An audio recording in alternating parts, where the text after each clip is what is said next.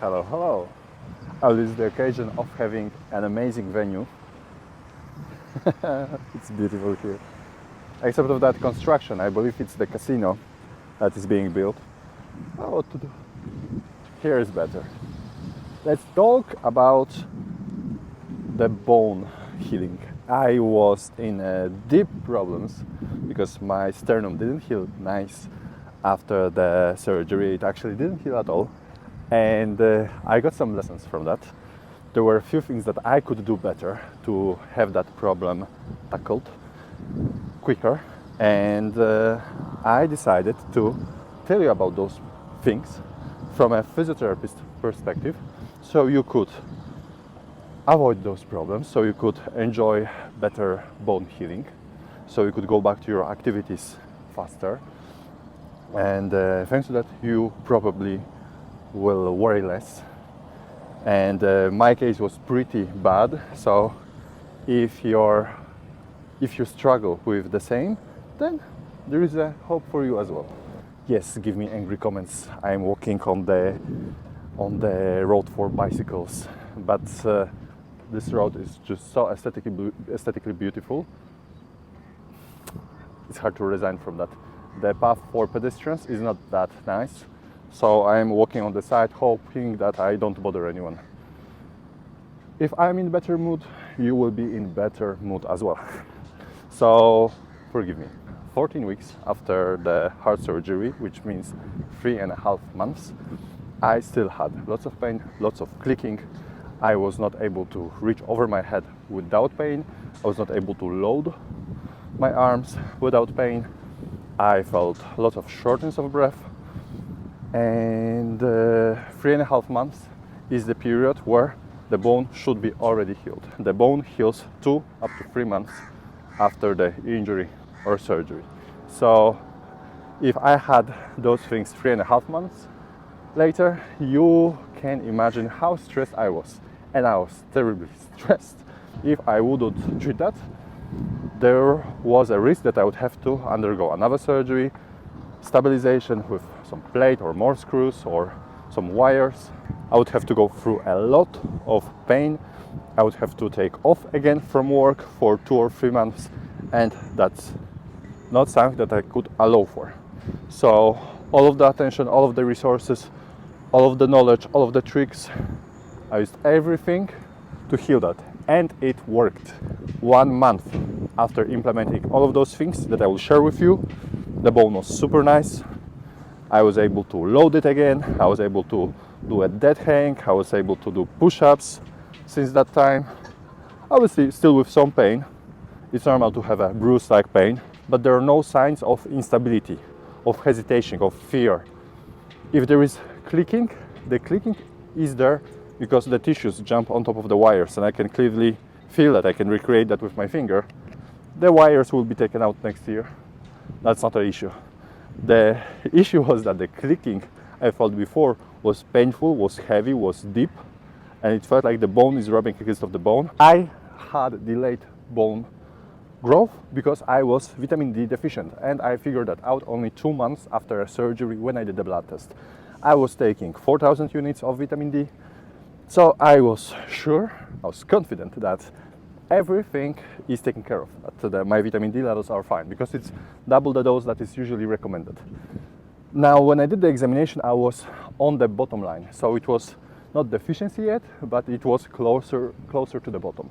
Vitamin D is extremely important because it actually pushes the calcium into your bone. Without that, there is no bone healing. It's just not gonna happen. After that time, I increased my dose by double to 8,000. After a month, I did the examination and it was slightly better. I did that again and again. Right now my result got from 30 something to 60 something, where the norm is between 30 to 100. So I'm still not in the higher brackets, I'm somewhere in the middle. And to get there, I have to take 20,000 units of vitamin D per day, which is crazy. I didn't expect that I will have to take that much, but that's the only thing that is working. Probably because I have dark skin. I don't take so much vitamin D from sunlight. I spend a big portion of the day inside. Probably that's why. So for me, the solution was 20,000 units, much more than doctors usually recommend. keep that in mind that you may need much more. Another mistake, another thing that I could do better, I was wearing my chest brace, my thoracic brace, not always. I was putting this brace on only when I was going outside. Around home I was not wearing that. It doesn't feel nice to wear that. I'm not gonna lie, it is not the most pleasant experience. So I was avoiding that. If I could do something better, I would just keep that on the whole day. Obviously, if I would go to sleep, I would not do it. What's the point? But throughout the whole day, I would wear that.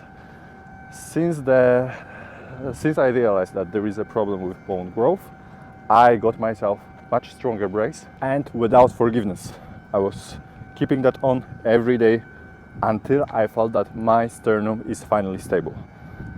Yes, it was uncomfortable, but what to do? That's the price I had to pay for not doing that in the beginning. I was using the cream with comfrey. My friend that finished a degree from naturotherapy told me about comfrey. It's the herb that is extremely helpful in bone growth. It kind of irritates the bone cells, so it triggers them to produce more of themselves. And I was using that 2 times per day, every day. I believe this could be to some extent helpful. Another thing was the mechanical stimulation.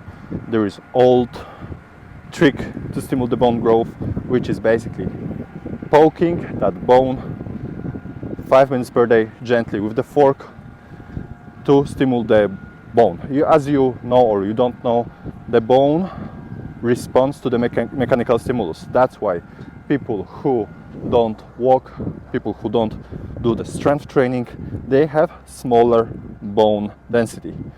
And to stimulate the cells, you have to just poke that, create some degree of stimulation. Imagine that that's the fork. You can actually do it with your fingers as well. 5 minutes per day. I'm not sure how much this one helped. Probably helped to some extent. I'm not sure how much, but I was doing that. One month later, everything was fine. So probably it was important. And another thing that I did, peptides, amazing peptides. I took 3 BPC 157 and TB 500 directly. I was doing the injections directly into the bone. Not directly into the bone, but on top of the bone. This is what I was doing. So in total, 5 things. Oh my God, the humidity and the heat is already killing me. I'm going back to the clinic to see my patients. That's already a bit too much. But I spoke about everything. I touched all the topics, and hopefully it helps you. And the worst part in all of that, in all of this delayed bone growth, was worrying. Worrying was killing me. Worrying is not supportive for healing, so try avoiding that. Try treating yourself nicely. I hope that you got some value from that video, and leave the subscribe if that was helpful, because I will share more of the advices like that. See you.